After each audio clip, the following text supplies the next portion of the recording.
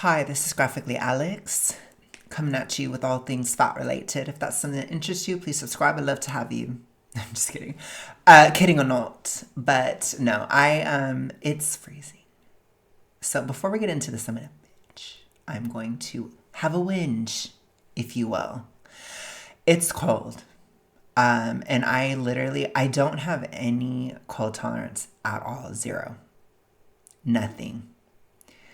So it is like, it's 52 degrees tonight.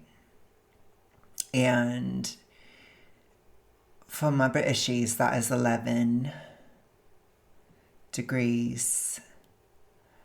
And I'm dying. So I'm like, oh my gosh, I am not going to make it this winter. I am like, oh my God, this is not even that cold at all. And I'm dying. So,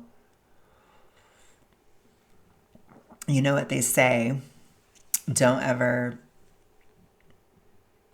lose weight because you're going to be cold. No, I'm just kidding. No, I think it's a lot of intersections. There's a lot of intersectionality to my lack of cold tolerance. I'm probably, with my vanity weight era, I'm probably pushing myself where I'm like getting a little bit hypo again. There's like a touch. It's like right there. It's like, it's trying to come out. It's also just a little bit cooler. In general, the seasons are shifting and I'm still anemic. So there's like multiple layers of coldness. And then I do weigh less too than I did a year ago. But I'm telling you, I don't have any cold tolerance whatsoever. So to me, it's Britishy cold. Georgie's back. We've got 2025 edition Georgie coat. No, jumper. And we're going to be obnoxious multiple times. I'm going to be talking like this quite a bit. The compulsive rambler, shout out. She challenged me to learn. I can't even talk with you. I'm also probably a little low dopamine-ish too. So bratty works. She challenged me to learn some Northerns, and I'm inspired to try harder to learn Geordie. No, I'm just kidding. But I'm inspired. And yeah. And I've been watching the Britishy baking show a lot, and I'm just having a moment. So we're just doing it. We're having a moment. I will say though, I looked this up and it was not hard to find. I was like, I'm wearing Georgie tonight because I'm freezing. I could do something Britishy. Let me have a look. Let me look. Let me see what's going on here. And I literally looked for 2 seconds. Found something. October 16th, 2025. It is destiny. This was meant to be found by me right now. And with that, we're done with this long ass introduction. I'm sure I irritated everybody so much, except my British viewers. And for that, I'm sorry, but also not sorry. I'm having a moment, like I said. So anyways, let's get started, okay? I'm just kidding. Kidding, but not. Let's get it started. How the arrival of weight loss jabs has popped my hashtag body positivity bubble. With her formerly rock solid confidence about her own physique beginning to falter as those around her shrink, Women's Health's beauty editor weighs up, okay, how GLP-1s are changing the conversation and what we all see in the mirror. By Perdita Noril. I looked her up. I think she's British. She at least lives there. She lives in the UK. So it's good enough for me. And I saw the talking about Dublin Airport right here. So it's good enough for me. It's good enough for me, mate. Anyways, let's get started. Look, I think she should have just been honest about whether or not she's on it. She owes it to her followers. I'm sat, Guinness in hand, with two of my best mates in Dublin Airport. And I'm just kidding. I need to stop. You guys are going to hate me so much. And I don't even care. I don't even care. I'm literally in like I know you're going to hate me and I don't even care. I'm sat, Guinness in hand, with two of my best mates in Dublin Airport after a soul restoring getaway. The conversation has turned to speculating over whether an influencer may or may not be using weight loss jabs. Even if she is, she doesn't owe you an explanation. I shoot back. I don't know what that was. Just, we're going with it. Okay. I shoot back, unsure if I believe it or just want to sound principled. I'm bored. It's the same chats weekly. It's become the dystopian guessing game du jour. Like the proverbial fart in a lift. In a lift. Weight loss drugs dominate the space. For my Americans, that's an elevator. Okay? I'm just kidding. I'm so obnoxious. I've been doing too much with my cousin. We've been watching like all these like really cheesy like accent videos, and like we watched these like American accent ones today. And they had like the worst people doing them, where it was like Americans just all like, if you put them all in a room, they can be from all over the country, but they'll all try to sound like each other.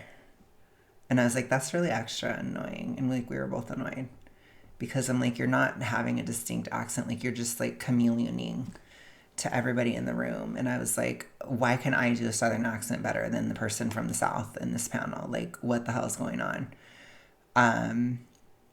But anyways, for those of you guys outside of the country that are uneducated, I have a Cali girl accent, okay? I have a California accent, okay? Born and raised, Cali girl for life, Valley girl accent for life, probably. But that's, you know, we've dominated though, because again, me and my cousin, we watched this video where it was like people from all different countries. They tried to impersonate an American accent and they all did Californian. So we dominate. Sorry, not sorry. But for those of you guys outside the country, there is like a whole other part of the country that isn't California. So I'm sorry to all my fellow Americans that we've ruined it for. But anyways, let's continue. This is not going to be a focus video. It's not going to be. This is on. You should know. You should know. We're going nuts. We're going ham. Anyways, okay. We're going bonkers, okay? Bonkers. Mad. I don't know. They have so many words for that. Anyways, we're going insane, okay?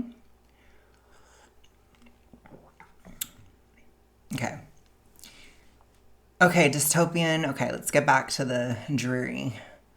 It's a trajectory made all the more remarkable for the fact that these medications, properly known as the tongue twisters, that are glucagon-like peptide 1 receptor agonists, GLP-1s, and glucose-dependent insulinotropic polypeptides, GLPs or GIPs, haven't been in our lives for very long. Some of the best-known brands, such as Ozempic, Wegovy, and Mounjaro, which mimic certain natural gut hormones to lower blood sugar, slow digestion, and reduce appetite by increasing insulin release and signaling fullness, have only been prescribed in the UK since 2019, 2023, I'm just kidding, and 2024, respectively. And yet, it's estimated that around 1.5 million Brits are now using the drugs, which are usually self-administered, oh my god, I need to stop, bi-weekly injection, with the vast majority accessing them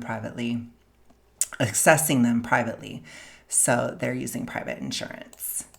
The speedy ascent of a synthetic solution to slimming has been these medications.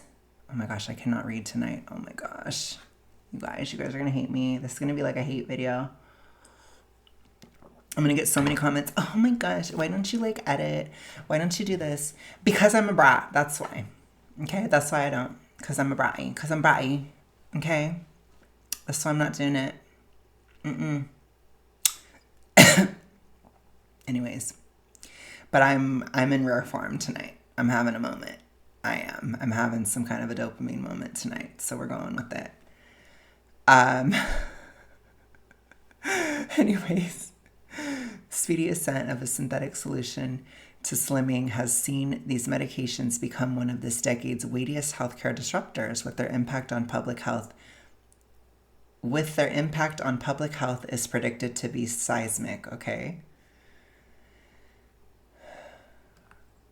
But their off-label use among those with a healthy BMI is having repercussions too, from loaded tabloid headlines and the award goes to Ozempic, the skinniest Oscars ever, to friends whispering, do you think she's on it? Or confiding that they too have paid a visit to an online pharmacy. The thin discourse is back and unavoidable. Okay, so one of the biggest things that I find so interesting about articles like this is that they're so interested in controlling what other people are talking about, it's just very bizarre to me. Like, oh, sorry, it sounds so Cali, but like when I'm talking to my friends, we hardly ever talk about Ozempic. I hardly ever talk about it. I hardly ever talk about who's on it. I hardly ever talk about who's not on it. It just doesn't come up a lot in my life, in my brain. I don't think about it that much. I've told you guys, I've been honest the whole time. I don't use Ozempic. I don't plan on ever using Ozempic unless if I became diabetic, then I would consider it. I don't have any like personal vendetta against Ozempic. I just don't. I'm not taking it. My mom takes it. I support her taking it. That's about it. She doesn't take a weight loss dose. She takes a diabetic dose, which she needs to because she still struggles with hinging. I'm totally stealing that from, oh my gosh, Honey Bison. Ooh, I'm really having a moment. I'm glad I have this tonight because it's bad. You guys like it though. Some of you guys like it when I'm like totally low dopamine going. Some of y'all like it. So I hope you do. I hope you do. Because it's bad. It's coming back. I guess the cold came in and it came back. And it's like my brain just died today. I'm just kidding. Anyways.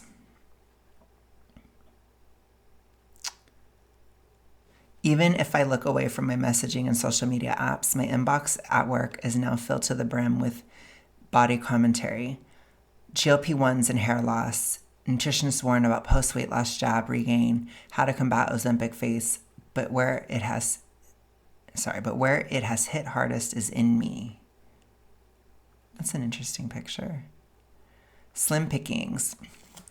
Over the past 6 months, the accumulation of noise in both the personal and professional context has caused me to pour scorn on my own perfectly healthy figure in a way that feels alien. I'm someone who has always felt confident in her own skin, and I'm especially grateful to my body for having brought me 2 incredible daughters. Now I find myself thundering down the stairs after getting dressed and silently mouthing to my husband, "Do I look fat?" out of fear that our 3-year-old and 7-year-old girls might hear. I'm zooming in on photos so I can pick myself apart from what I feel are my portly upper arms to thighs I now compare to Nelson's column. I did not get that reference at all. Alongside this, food has shifted from feeling joyful to feeling laced with guilt. So to me, if I have always advocated for toxic ritualistic recovery to be an individual experience because we cannot control how other people are. And if you're not taking accountability for the issue you have, you will look for it. What did I say before? I never think about if somebody's on Ozempic or not. I don't think about Ozempic. It's not on my mind. Why isn't it on my mind? Because I don't have a DIS order anymore. I don't think about stuff like that. It doesn't come up. And that's the work you want to do. You want to get to the point. Remember, the goal is to become like a normal person. That's your goal. You don't want to be obsessing over these things or constantly looking and, you see how now she's looking at herself and she's picking apart how she looks and all this stuff. Like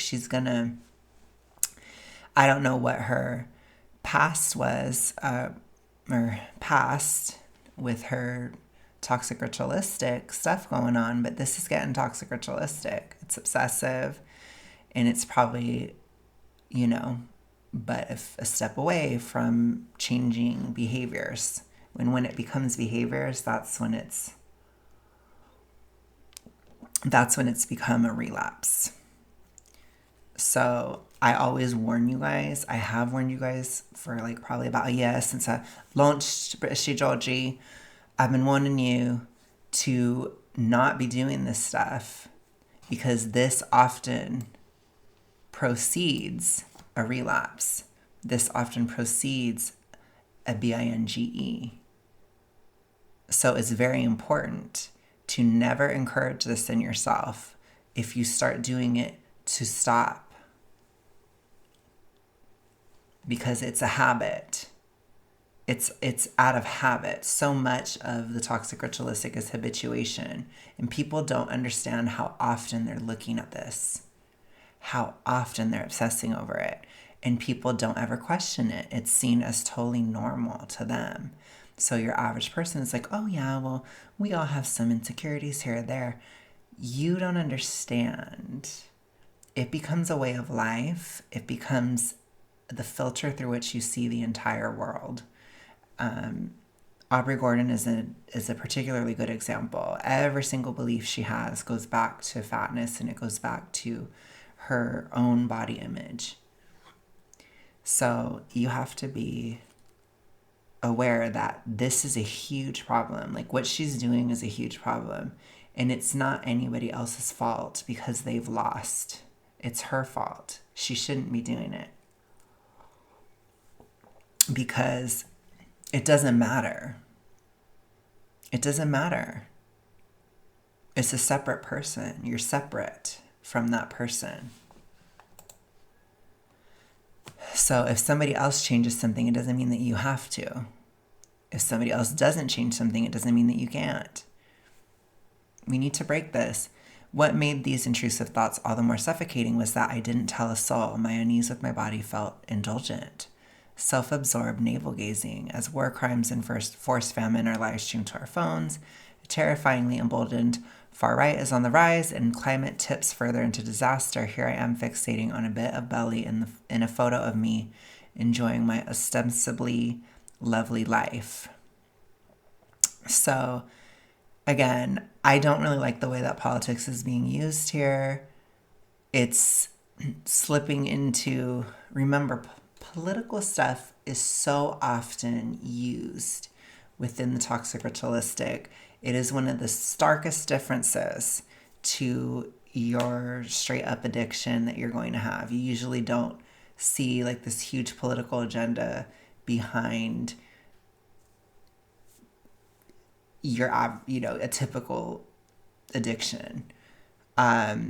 Within the toxic ritualistic, there's a huge agenda because the substance in and of itself isn't actually enough to be addictive. So you have to create everything around it to make it that way.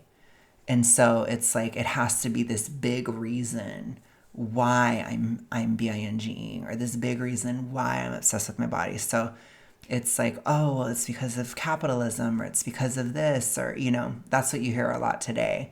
It's because of the patriarchy that I'm obsessed with how I look. Like, you'll hear that kind of stuff.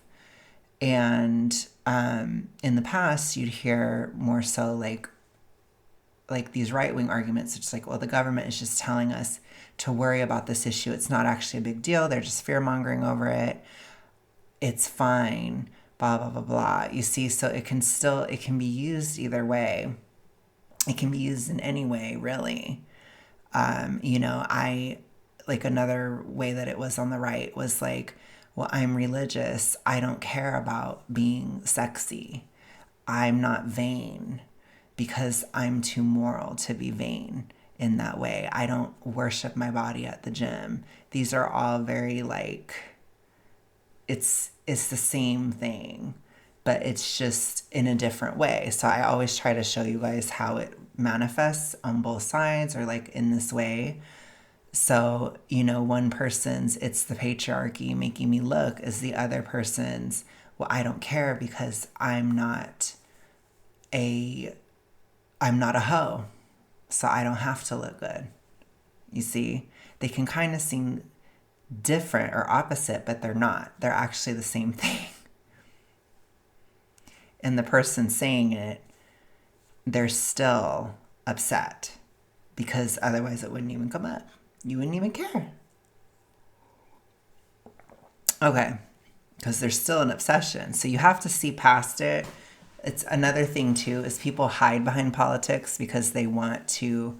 There's a lot of reasons why they use politics. You have to have this big grand vision of why you're doing it. And then you also can hide it easier. Remember that a huge part of the toxic ritualistic is to hide. And so if you make it about this political thing, it's like you use certain buzzwords, whether it's with your, left wing friends or your right wing friends or whoever, whatever circles you're in, you'll say whatever to then get people thinking about these very emotional issues, or like think about these hot button issues in an emotional way so that they don't actually think about what you're actually doing, because people get upset or bothered or people have all these reactions to like, well, the patriarchy is why I am obsessed with how I look. It's why I'm obsessed with this and da da da. Even though like obesity is so much more than skin deep on so many different levels. It is wild how deep it goes. But they'll act like it's just purely for looks, which is the same thing that, a right winger would say, well, I'm not vain, or I don't worship my body at the gym. It's the same thing. I don't make the gym my God. It's the same thing. You see? So just don't listen is what I'm trying to say. Don't get triggered, or don't get upset, or don't be like, oh my gosh, well, now I have to think about all these other things. That's the goal. It's to upset you, or to get you on their side, or it's like, it makes it more polarizing. It's a part of drumming all that up to make it something more than it is. If I were to describe BINGE in one sentence, it would be making food more than what it is. Basically, that's the whole thing. That there's so much work that goes into that. It is wild. There's so much work. Okay, let's continue. Helena Lewis Smith, Associate Professor of Psychology at the Center for Appearance. Sorry, I just have to be all extra. Me and my cousin were looking at different spellings and stuff too. It was funny. Anyways, okay. Associate Professor of Psychology at the Center for Appearance Research in the University of the West of England is not in the least bit surprised when I divulge my internal monologue. Because these medications make weight loss appear both accessible and rapid, they reinforce the notion that thinness remains the ideal to strive for, she tells me. There is an intensified pressure to conform, not due to necessity, but because the tools to do so are within easier reach. Love that the psychologist is totally encouraging toxic ritualistic mindsets. The idea that if somebody else is doing something, it means that I have to. That's one of the toxic ritualistic roles.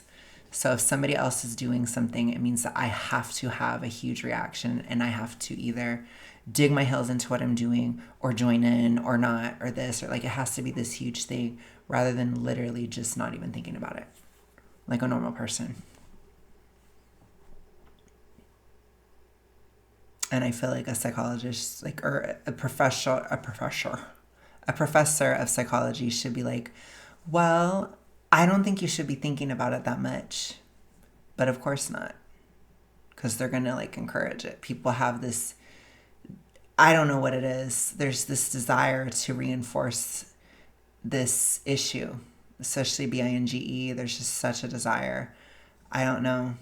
It's so weird. It's so weird. And it's definitely happening in England. But I don't think it's happening in the majority of England. I will always say that. I don't think the majority of Britishy people are on board. I just don't see it. It's just not, I don't think it's real. I think it's very inorganic. But as far as like university, media, etc., they're really trying to go for it. I don't know. I don't think it will take it all in the UK. I just don't see it happening. If anything, it's probably just going to encourage people in the UK to lose more weight. That's just kind of how I see it, because they're just like not about it. Honestly, a lot of European countries are just not really about it, period. So anyways, let's continue here. Like, Even though they will, I guess, like you guys were saying, a lot of countries will encourage people that are fatter and stuff, or like do toxic ritualistic reinforcement.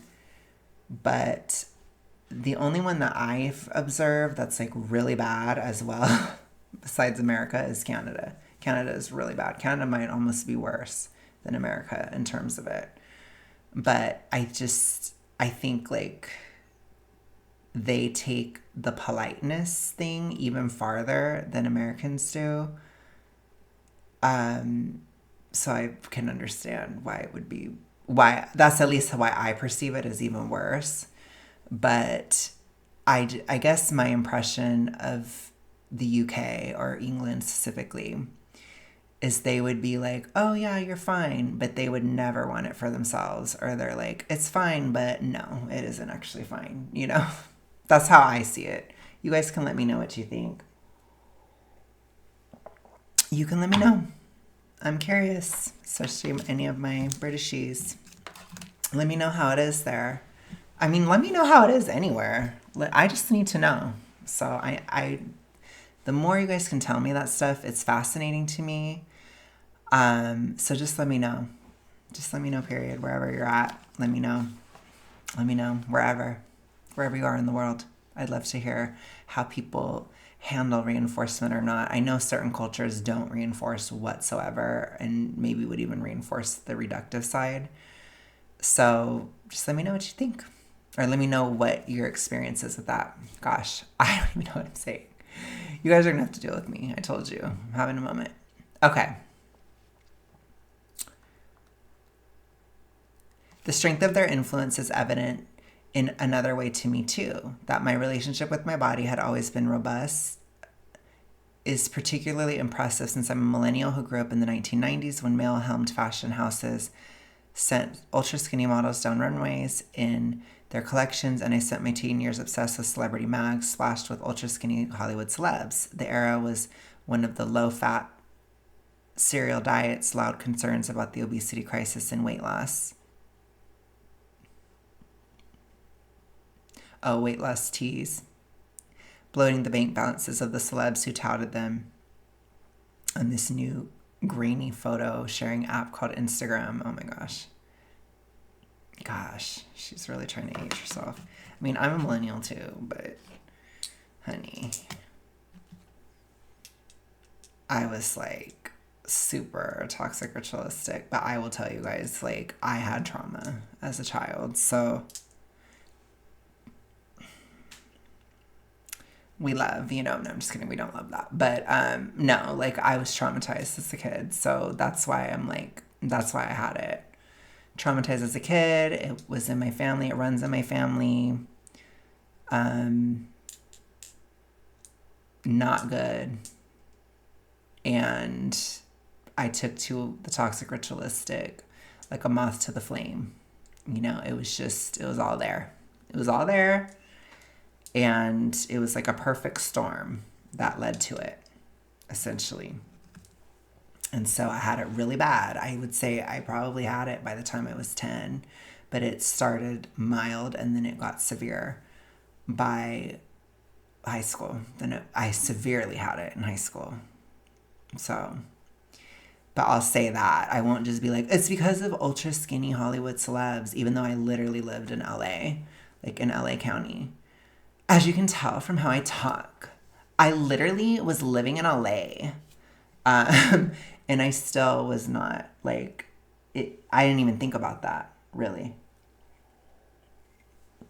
Because it was just like what was in my family, the trauma. I thought about the trauma all the time. It was like a situation where I ruminated about it all the time. And then I just hated myself, and it just all worked. It just worked really well. That sounds horrible to say, but all of it looped in really, really strongly, and it was really bad. And I think of all like the personal reasons I had it. I don't think about like the media, I think there is this weird desire within the toxic ritualistic to blame the media. that I find interesting, especially in this era. Like, there's a lot of like, we're blaming the media, we're blaming the media. I mean, they did that too with like, you know, the reductive side as well. But it's usually not the media. It's usually like other stuff. Like the toxic ritualistic, people forget like it can go different directions. And I think that those different directions will happen based on culture, on genetics, on like a lot of these different things. But the toxic ritualistic, there's three main ones, and people tend to go to those based on personality, based on, like I said, what they mirrored from their parents, based on trauma, all that stuff. So it's like we can use the media within toxic ritualistic to fuel ourselves, but remember that the media will never be perfect. And the person with the problem, they'll always look. During what was supposedly the height of fat acceptance, I was watching Freely the Banana Girl on YouTube, because you'll still find it. You'll find what you're looking for, And I'm sure a lot of people on the reductive side were watching, like, sometimes people on that side would watch, like, mukbangs and stuff of other people. It's just people look for, I don't know. You can't, it's like the world is never going to be perfect to where you can't find anything. It's like even before the internet, people had it. It was, you think about the like the high school girls in the 80s, it's like there is, I wouldn't say there's like a pure social contagion aspect to it, but it is a reinforcement. It's like a reinforcement ecosystem. Like, it's like if Pennywise has spoken to you personally, then the other person in the crowd that's also talked to Pennywise, it's almost like we can sniff it in each other. It's really weird. It's like you just know. And it's like you subconsciously are like, I'm going to reinforce to that person right across the room because they have the same problem. And you just go for it. And it's horrible, but, that's where you have that crabs in the bucket. Like, we're all clawing each other down towards, like, death, basically. It's just horrible. And it has to be called out, but it's like when you leave, then people hate you for leaving, too. It's just horrible. It's really bad. It's a horrible issue. But yeah, it's like almost like when you're in it, it's like you see somebody that doesn't have the problem and you're just like, I don't resonate with them, and you just don't do it. Like, you might try here or there. Like, I think some of the fat activists, they try, but it's like, it just, I don't know. They're just like, no, I'm going to go talk to other fat women now. It's like, it's crazy. It's really weird. It's super crazy. But it is a thing. So I'm just saying. Ugh, gosh, I'm really all over the place today. Okay.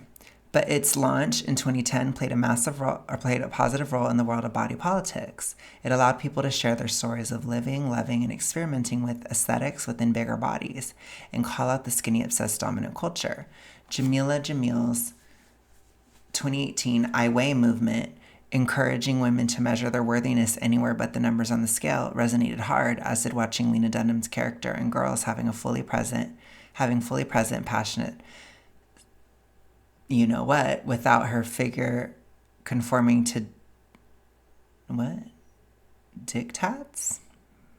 Okay.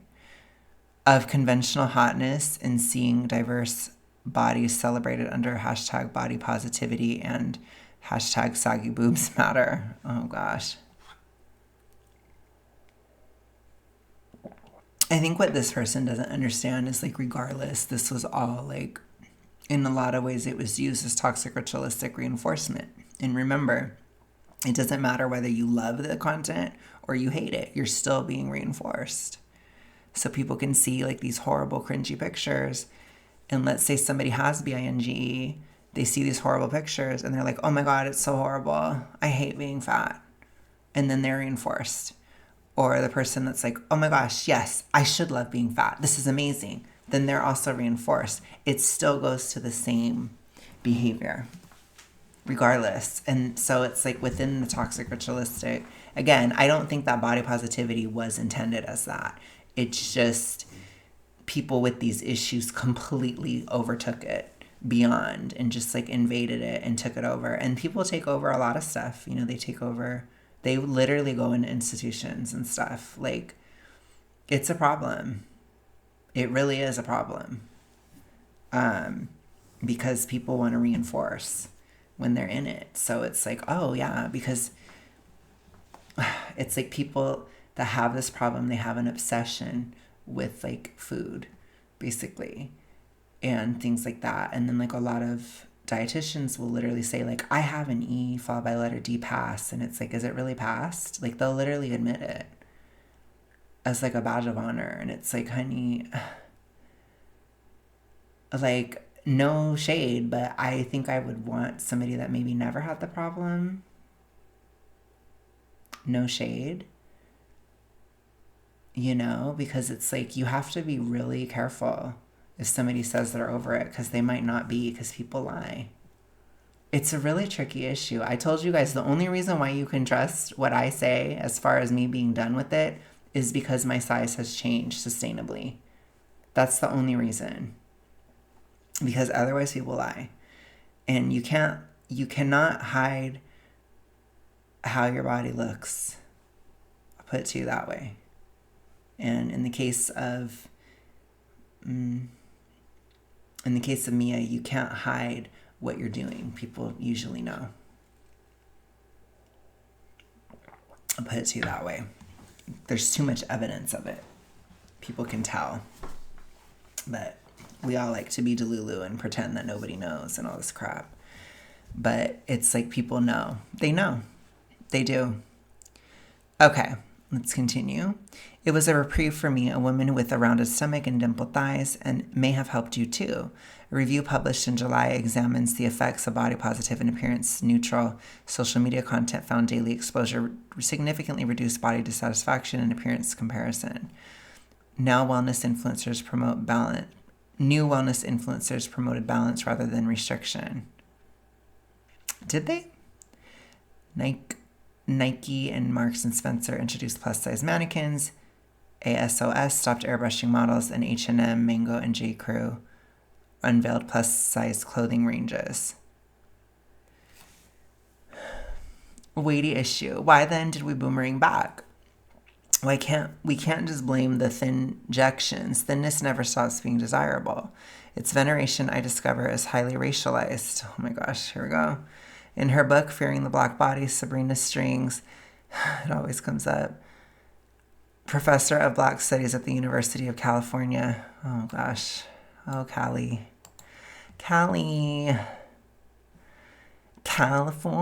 No, I'm just kidding. Explains that fatness. I'm telling you, between the Britishy connections, the California connection, like, there's just a lot going on. I was meant to read this. Okay, I was meant to read this. I'm telling you. I was meant to read this. Explains that fatness began to be seen as morally and racially inferior. During the transatlantic slave trade, colonizers portrayed the black bodies they bought, traded, and mutilated as overindulgent and inferior to the thin white frames that signified Protestant values of restraint and virtue. I have had many of you guys that study this stuff tell the truth of what it was, and it's not accurate. I'm not going to go into it because I'm not like super educated about the history of it, but it's not. If you want to comment down below, I will pin. But I will pin it, but it's like they're totally off, and it doesn't even make sense because, I mean, it's a dark topic, but slaves were not overeating. I'll put it to you that way. It is ridiculous. It's just ridiculous. But okay.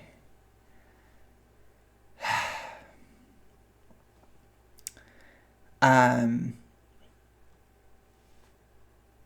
if you've enjoyed any benefits of body acceptance culture, it's Black and queer activists who you need to thank. The movement's roots lay in the fat acceptance movement emerging in the 60s and 70s, resisting the shame and discrimination tied to size. Oh my gosh.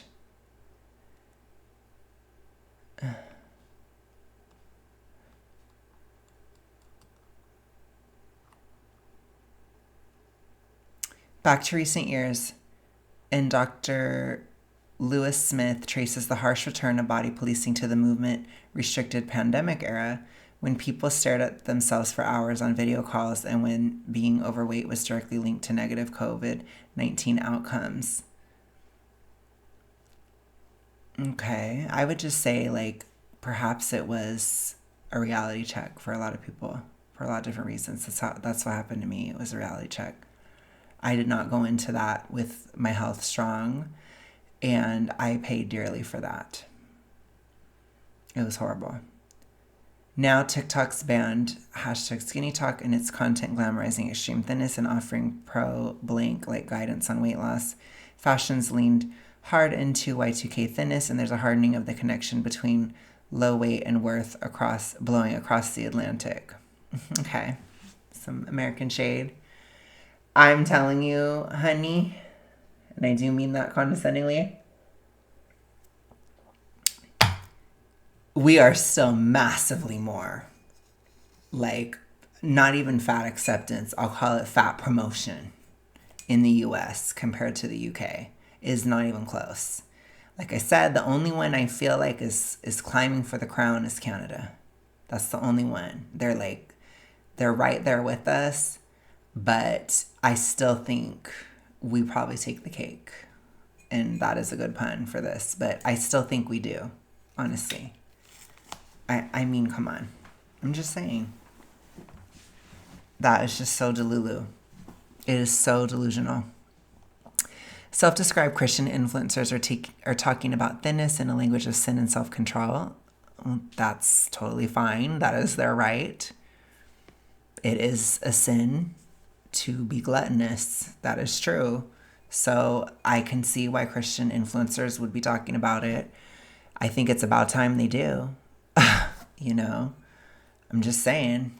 I mean, because there was a lot of Christians that would use the faith as an excuse to be within the toxic ritualistic. I've told you guys that. It was something that was used. I literally gave examples of it. So it's better that they're actually like working on the issue, you know? I'm glad that the Christian influencers are working on it.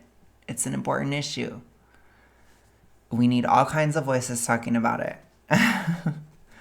You don't have to follow them if you don't like it, but again, they're probably talking specifically to other Christians. So chill.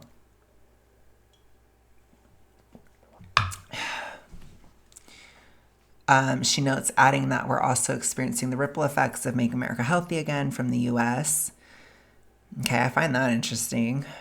All of which is seemingly feeding into why Sophie Schotter, an aesthetic doctor, is seeing a rise in women with perfectly healthy body mass indexes desperate to get their hands on weight loss medications. Currently, only Wegovy and Mounjaro prescribed for obesity on the NHS, the former for adults with a BMI of over 35 plus at least one weight-related comorbidity, the latter for adults with a BMI over 40 and at least 4 weight-related comorbidities, with similar guidance in private practice, though a wider range of GLP-1s can be prescribed as off-label. Okay. Many people are accessing prescriptions from online pharmacies, and some are manipulating the system, lying about their weight, holding dumbbells on the scales, or even using filters to alter photos. Well, I've told you guys many times, I do think that there needs to be some kind of regulation of this. People need to understand that people within the toxic ritualistic will use this wrong. Even if it's intentional, it doesn't matter. Somebody is not completely in their right mind when they have this problem. And that is so uncomfortable for people to hear. I understand. It is really uncomfortable. And that's why people want to reinforce and they don't want to tell this person that they're crazy, but it's like, you really are. It is crazy. So you have to like, and they can be totally sane in every other area, and then this area, they're just totally nuts. I've been there. I've been totally nuts. A lot of you guys have too. Have had this problem. You understand what I'm saying. So people, it's like, it doesn't mean the drug is bad. It doesn't mean that. I'm not saying that at all. I'm saying that there needs to be regulation. People need to not have this problem to take it because they're not going to use it right. They're just not. They're not, and they're not in their right mind. They're literally not. And it's very uncomfortable to say, but it is the truth. They're not. So this, I believe this, of course it's not the majority or anything like that, but it's still a problem. It is. And it does trickle into like how it's talked about and all these things. Like I showed you guys that one Instagram person. I can't remember what her name is. I think her name is like Amy. And she's obsessed with Ozempic, and she like always talks about how everyone hated her when she was fat and stuff. Like, I don't think it's like she's not promoting realistic views on it. It's like, it's just, it's tough. It's tough. It really is. I mean, I'm just saying, it's tough.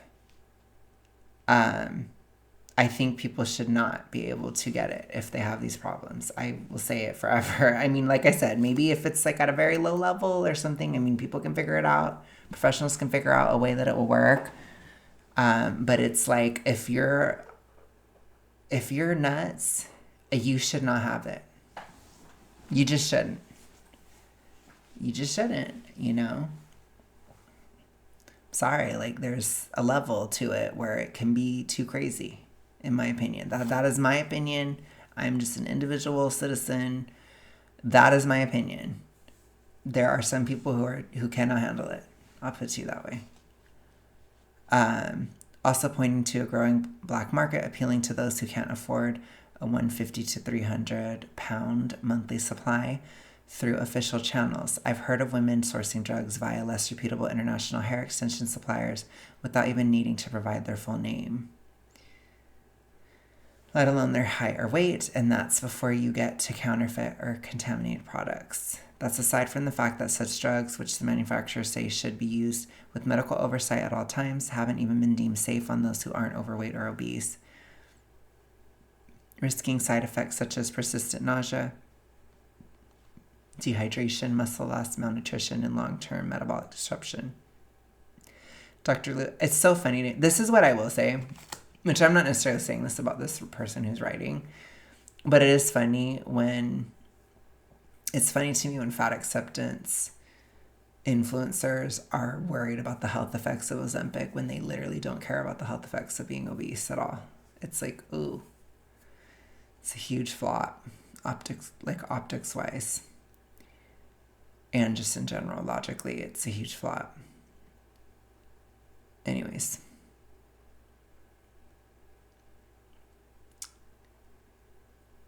Dr. Lewis Smith warns that it's fueling a larger problem. The more people with healthy BMIs who use it, the more others feel inadequate. She says it creates a domino effect. Only if they're toxically ritualistic, which is not the whole world. I feel that this person maybe. Not everybody thinks like this. Why do I have to say that? Shouldn't a professor know that not everyone thinks that way? Among friends, it's already raising difficult questions. Do you cheer their weight loss on or keep quiet even if you feel the ground shift beneath your relationship? Honey, get a grip. I think if I were to say something, it'd be like if I had a friend who was on it and they were going nuts. I'd be like, are you okay? Like, are there some side effects going on or something? Like, I would have that kind of question, but it's like, if they're okay, I wouldn't even think about it. Some suggest that the dynamic resembles the way Botox was once whispered about, half secret, half status symbol, with some users remaining hush-hush about their injections for fear of being judged. In other circles, these drugs are being spoken of almost casually, like a new fitness class. I'm not going to use it.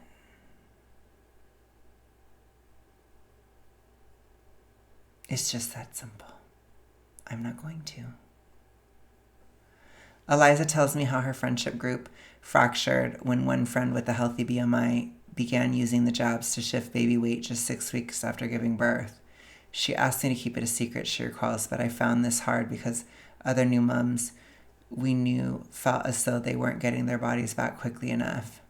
Similarly, Olivia believes her boss, who is in her late 40s, is secretly on it. She gets upset when we don't congratulate her new slender frame, but I'm in my 20s and was raised not to comment on other women's bodies, as anything could be amiss, she explains, positing a generational divide at play. She's now also making me question my own body size. This is just a bunch of toxic ritualistic BS. If you feel the need to hide it, you probably have a problem. I'm going to put the TR stamp on your face. I don't have a stamp, but I need to make one. I'm going to put the TR stamp on your face. Toxic ritualistic.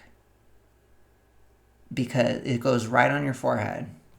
Because if you feel like you have to keep it a secret, you're crazy. You've stepped into crazy land. It's already happened. I mean, you don't have to broadcast it, but you don't have to keep it a secret. Like, do you see? Either way, it's weird. I think it's weird. You don't have to hide it and you don't have to share it. It doesn't matter that much.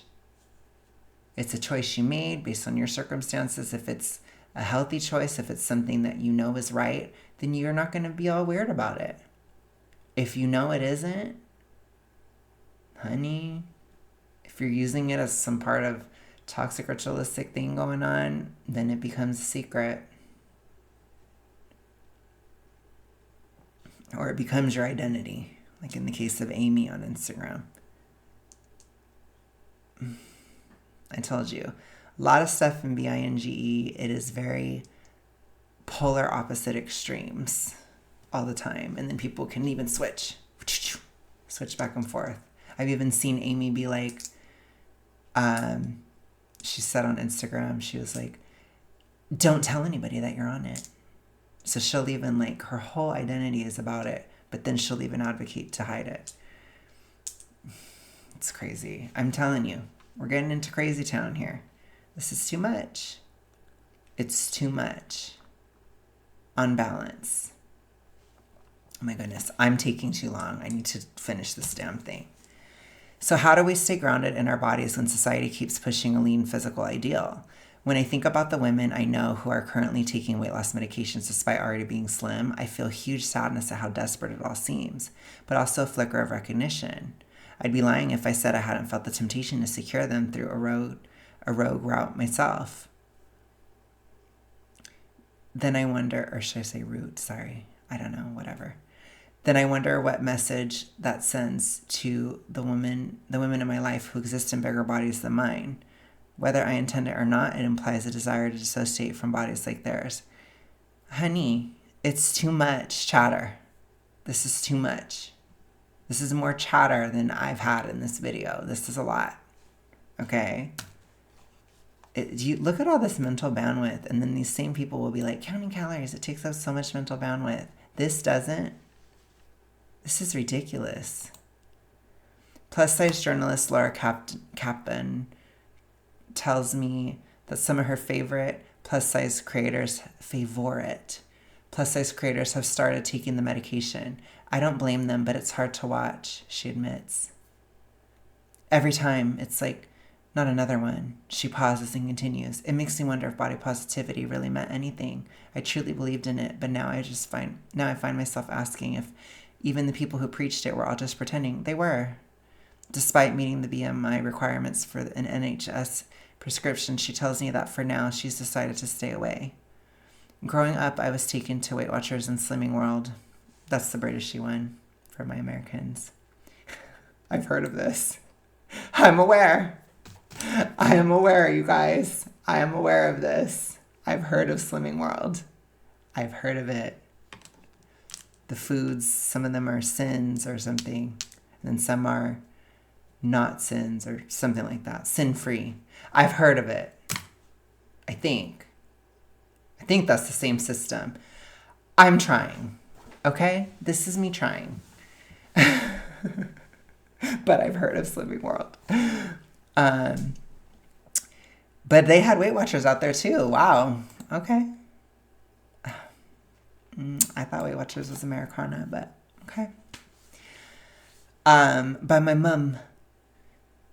This simply feels like a new iteration. She explains, being fat means hearing comments almost every day, and part of me just wants to say, fuck you all. Crucially, she makes the point that thinness simply isn't achievable for everyone.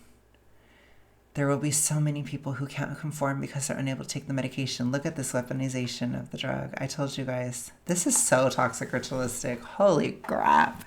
This is insane. Oh my gosh, this writer. Oof.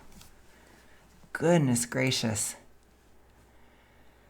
Honey, you can lose weight without it. Sensing my fears, Dr. Lewis Smith gently reassures me that it is possible to navigate your own feelings, and then when it seems like quite literally everyone around you, on your feed, in the office, around the pub table, is getting slimmer, and the only thing surviving on is compliments. Oh my gosh, the jealousy. Are you kidding me? Get a life. This is where I get to the get a life. I'm telling you, you need to get a life. Like, are we really going to sit here? Like, I understand feeling jealousy. I felt jealousy when I was mid-sized princess. I get it. But it's like, I knew it was bad. I knew it was immature. I knew it was stupid. I didn't act like it was good or something or okay. It's like you work on it. It is so stupid. Like, you're really just that jealous as a 30-something millennial. Oh, gosh. Like, at least I knew I was a flop when I was feeling that way. Jeez. This article is wild. It's understandable that this might trigger envy, but it helps to notice this feeling without judgment and remind yourself that your journey is unique, she advises. This Dr. Lewis Smith is just massively encouraging, massively reinforcing. Social media and real-life chatter are highlight reels, not the full story, so try to reframe comparisons into curiosity about what makes others feel good while asking yourself the same. She recommends focusing on internal wins, like small steps, self-care, and achievements that build resilience beyond external plaudits, and to gently redirect conversations that may veer into before and after territory. Limit exposure to triggers and practice gratitude for what your body can do rather than how it looks. Oh my goodness. Dr. Lewis Smith also stresses that that individual action isn't the whole picture. Oh my goodness. We live in a capitalist and patriarchal society, she points out. The pressure we feel from influencers online. This person is toxic ritualistic. I'm sorry. I'm stamping you. I need to get a stamp. TR on the forehead. Boom. On the forehead. You've earned it. Oh my goodness. The pressure we feel from influencers online to TV adverts exists because there is profit in portraying thinness as a symbol of success, desirability, and discipline, as well as selling the idea that if you're thin, you're rich, in love, and in control. That's just toxic ritualistic, babe. That's all it is. And yet we also need to be part of the solution, not the problem, to each truly accept that bodies come in all shapes and sizes and treat people equally, regardless of how they look. This is not to say that losing weight is weak, and it certainly doesn't mean fat people owe it to anyone to change, but it does mean we must reflect deeply on the pressures we absorb and the ones we pass on. Or we can get a life. Okay, I'm really becoming a proponent of the get a life. Get a life. Indeed, we're bringing that one back from the 2000s. I'm bringing that one back. Get a life, period. Indeed, I'm still endlessly grateful that my body grew and birthed the two most important people in my life, something I'm holding on to as I navigate my relationship with my body in a post-job world. With all this in mind, I'm trying to focus on the numbers increasing on the weights I lift, not the ones decreasing on the scale. When friends who are likewise struggling under a renewed pressure to be thin start to waver, I say what I know in my bones to be true, yes, even as a beauty editor. The way you look will always be the least interesting thing about you. I mean, I just can't even. I'm not even gonna. No, we're just gonna finish now. Like, that is stupid. How to feel better in your body. Take an all senses approach. Research suggests that spending time in nature can improve appreciation for your body. Dr. Lewis Smith recommends the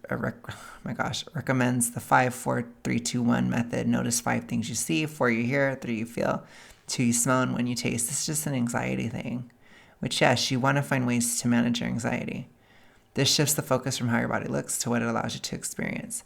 Turn negative self-talk around. Dr. Lewis Smith's advice is focusing on changing the narrative. So I may not have a bum like Dua Lipa, but it lets me cycle, which I love. Or I don't like my stretch marks, but they came from carrying my daughter, who is incredible.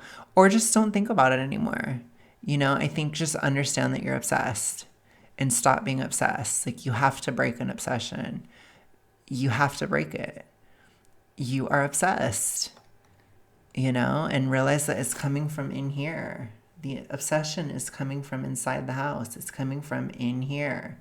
You have to stop it. Compliment your character. Ask a friend what they love about you, and they'll likely mention qualities such as kindness, humor, and strength. Spelling. I noticed it, not your looks. Dr. Lewis Smith says it's a simple way to remember that your worth isn't tied to appearance, but to who you are and how you make others feel. Okay, I agree. Worth is not tied to appearance. Not like on a spiritual level, it's not. But it's not bad to care about your appearance. It's not like, we just need balance. I told you guys, me caring about it, literally forcing myself to care about it more because I so don't. It's a way that I'm balancing myself spiritually because I'm too in the air. That's probably why I'm all crazy. Anyways, I should probably meditate, to be honest. I probably should tonight. But anyways, I'm probably like flying away. So when I try to think about how I look and stuff, it helps. It helps me balance myself out. That's why I'm doing it, because I literally don't give a fuck. I don't, mate. No, I'm just kidding. I don't know what that was. Just leave me alone. I'm going crazy. I'm going loco. Losing my mind. Okay. Try this exercise. Overcome the mirror. Try this exercise. Look in the mirror wearing shorts and a vest, and build up to swimwear. Just don't look. Just stop looking. Like, don't hide from it. Don't be like, oh my gosh. Like, just stop. Stop obsessing. Like, I just don't agree with that. I don't agree with that. Okay. Anyways, you guys, we're going to move on. I'm done. I'm losing my mind. It's getting really late. This went on way longer than I thought it would. I am so sorry to everybody who will hate me. Love to the lovers, hate to the haters, okay? Just like Ellie Goulding said in one of her songs. She said, love to the lovers. No, I don't think she said that. I don't know. I think I just made up an Ellie Goulding lyric. Oh my gosh. That's going to bother me. Hold on. We're going to end with some Britishiness. I knew it. I knew it was real. I knew it was there. As Ellie Goulding says, love to the lovers, hate to the haters. Period. I'm leaving now. Goodbye.